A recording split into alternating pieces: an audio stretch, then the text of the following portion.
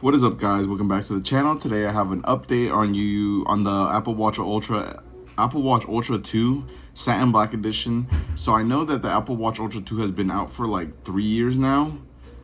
I believe 2 or 3 years. And I know they're on Apple Watch Ultra 3, but I am on the Apple Watch Ultra 2, and I just wanted to give you guys 1 year of me basically using this Apple Watch Ultra 2. A good chunk of it. A good chunk every single day. Like it was a good of the year. I think I probably wore it 11 months out of 12, except for when I would do like watch reviews and stuff like that. Then I would just kind of use it only for workouts, and then use my digital or analog watch for the rest of the day. So it was only a fitness tracker, and I would take it off. But yeah, the Apple Watch Ultra 2, it's got to be by far one of the greatest watches I've ever worn. You know, the battery life, the build. Look at the build after 1 year. I do not have any chips, dents.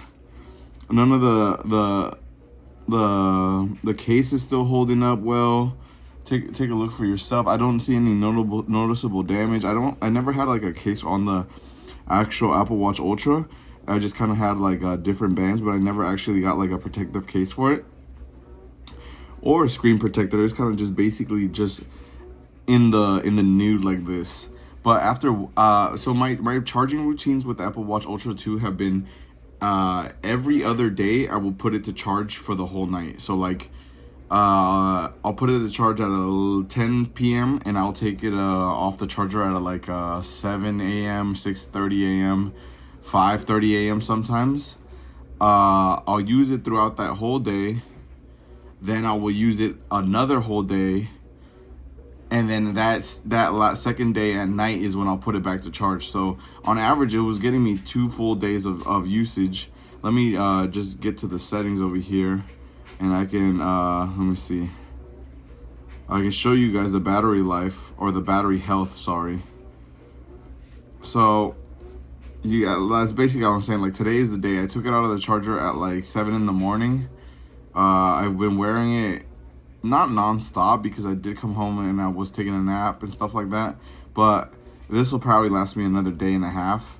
I don't like starting off the work week with it not 100%, so I'll probably charge it tomorrow as well. I'm gonna a super long run tomorrow, probably like 13 miles, 11 miles, something like that. I'll do that tomorrow, so it will drop from 87 probably down to like 670 or 75, depending on how much it is. I actually don't know exactly how much it'll drop because I'm not going to put it on the charger tonight as well. I'm just going to leave it like that.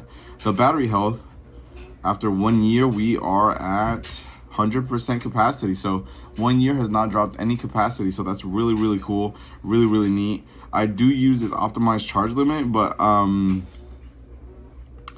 think it learns when I was turn off, I'm gonna still wait to finish. So yeah, so like, I think it learns my time period, so it'll know that by like 6 in the morning I need it to be 100%. So it'll finish off the last 20% towards the end of towards the morning, so it doesn't, something with the charging or something like that. But I've really been loving this screen. This screen is amazing. It gets really bright. There's no time where I'm out and I'm like, dang, I can't even see anything unless the sun is like mega bright and directly under it. But other than that, I don't really have an issue with it. The screen is good. There's the responsiveness of the Apple Watch. You know, the OS itself is always so smooth, so good, that with the Apple Watch Ultra 2, you're not gonna have any issues with it, because it is still a very good, relatively new device as well. Because they're on the Apple Watch Ultra 3, I know that, but like, I'm pretty sure even some of the original Apple Watch SEs are still performing pretty solid. Like original like Apple Watch 4s, 5s. I know that they're still not doing that bad. Like, you may not get all the cool features and all the watch faces like that, but I know that the OS itself may not be that laggy. So like, I really commend Apple for optimizing their OS to support all the older devices.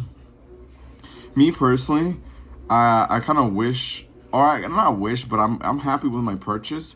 But the longer I continue my like running journey, or like, you know, like hardcore running where I'm trying to do like 20-30 miles in a week, sometimes I do wish I would have picked up a Garmin instead of this one. But this watch was always like a dream watch for me. I know it doesn't sound too crazy because it is literally just like an Apple Watch Ultra, and there's like people that have like $100,000 watches on the wrist. But to me, an Apple Watch Ultra was always like, dude, this thing is like the sickest thing. I got like a TV screen on my wrist. That thing's so crazy, like disgusting. I love it. So when I got it, I was really happy. I'm still really happy with it. I'm gonna stick with it for at least another year or two, unless I can find somebody that wants to buy it off me for like, I don't know, $600-700 or something like that, because that's how much I basically just finished it paying it off, and I don't want to hop into a different like finance plan. So I think I'm just gonna rock with it probably for like, so I'm 1 year deep. I think I could probably get another 3 or 4 years out of it.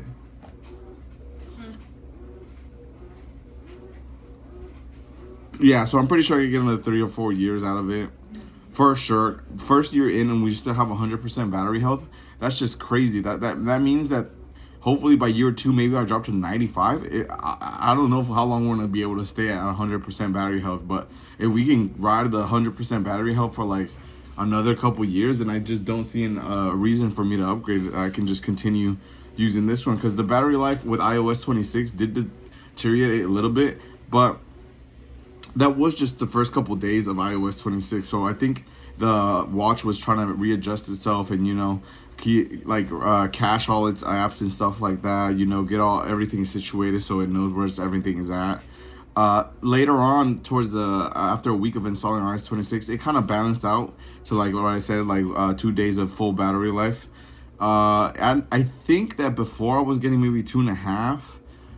I don't know, I never pushed it too much. Like I said, I've always had kind of like a charging routine where I keep it on for 2 days, and then on the second day I'll put it to charge. 2 days on, and the second day put it to charge. So I've always kind of had that routine, so I don't really notice a difference. Some of the features, I know that there was supposed to be like a blood pressure or something like that monitoring. I have not been able to figure out how to do that. Or when I saw that I had to use like a heart monitor, and I was just like, oh, that's like cool, but I don't really want to invest in a heart monitor or stuff like that.